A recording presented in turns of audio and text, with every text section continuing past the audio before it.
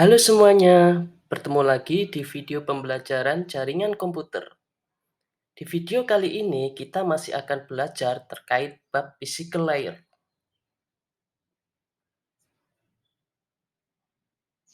Tujuan pembelajaran.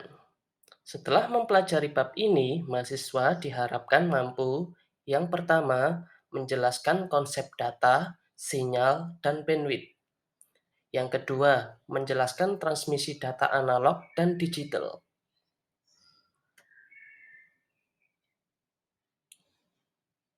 Nah, apa itu data? Data merupakan segala fakta yang terekam.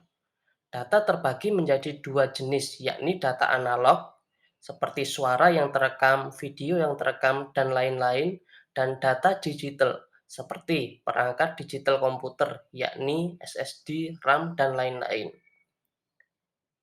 Data yang telah mengalami suatu proses sehingga dapat ditransmisikan ke dalam suatu saluran transmisi, proses tersebut disebut sebagai encoder.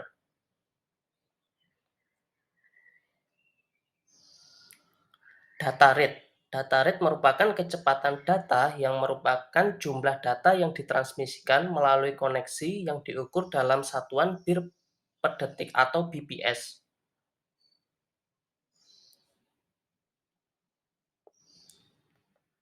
Spektrum. Spektrum merupakan batas pada frekuensi-frekuensi dalam suatu sinyal. Spektrum dibedakan menjadi dua macam, yaitu yang pertama absolute bandwidth yang merupakan lebar spektrum. Yang kedua, efektif bandwidth yang merupakan pita dengan ukuran yang sempit atau juga disebut narrowband pada frekuensi-frekuensi yang memuat sebagian besar energi.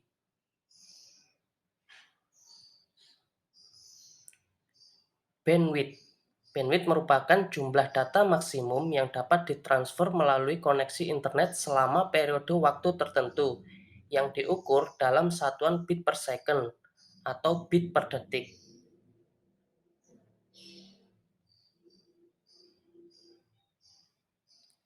Transmisi analog. Transmisi analog merupakan proses mengirimkan informasi atau data melalui media transmisi fisik dalam bentuk representasi sinyal analog. Data ditransmisikan melewati gelombang pembawa atau carrier wave, yaitu gelombang yang dapat mengangkut data dengan memodifikasi salah satu karakteristiknya, yakni amplitude, frekuensi, atau fasa.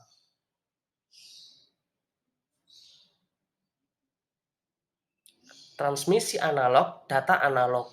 Jenis transmisi ini merupakan data yang sudah dalam bentuk analog. Untuk mengirimkan sinyal jenis ini harus membawa sinyal yang akan dikirim dan gelombang pembawanya. Sehingga gelombang yang akan ditransmisikan akan menjadi kombinasi dari keduanya.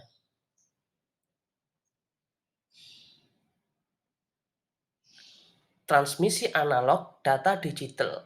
Sistem transmisi analog, data digital yang akan dikirimkan harus dikonversi terlebih dahulu. Maka perlu sebuah alat yang dapat mentransmisikan data digital secara analog.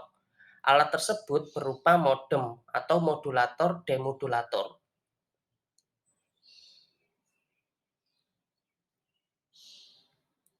Encoding. Encoding merupakan proses untuk mengubah sinyal asal ke dalam bentuk yang lebih optimal sebagai keperluan komunikasi data. Dalam transmisi digital terdapat dua cara mengubah data digital menjadi sinyal digital, yakni yang pertama line coding dan yang kedua adalah block coding.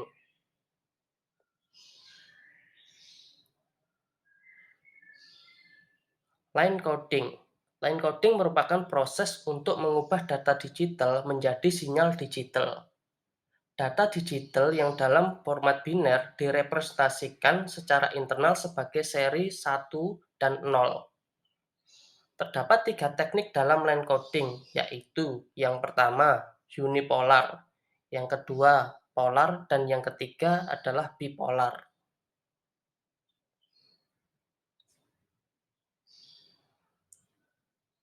Konversi analog ke digital.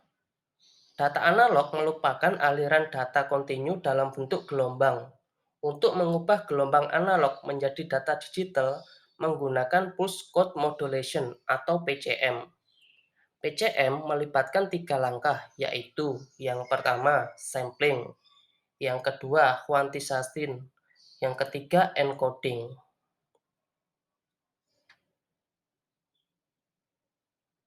Sampling merupakan metode sinyal analog yang diambil sampelnya di setiap interval T. Menurut Nyquist Theorem, laju sampling harus setidaknya 2 kali frekuensi tertinggi dari sinyal.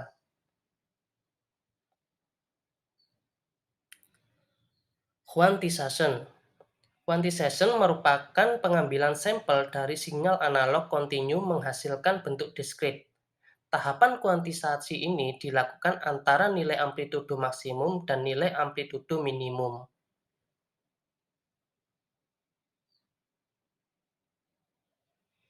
Encoding. Setiap nilai darab tahap kuantisasi yang diperkirakan kemudian dikonversi ke dalam deretan biner.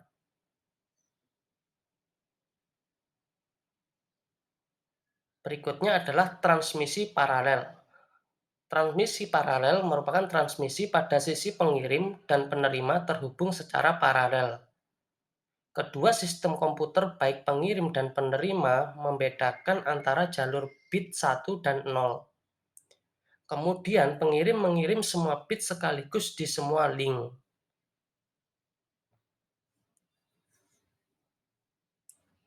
Transmisi serial. Transmisi serial merupakan teknik yang dilakukan dengan cara bit dikirim satu persatu secara antrian. Serial transmisi hanya membutuhkan satu saluran komunikasi, sehingga kecepatan transmisi tidak begitu tinggi.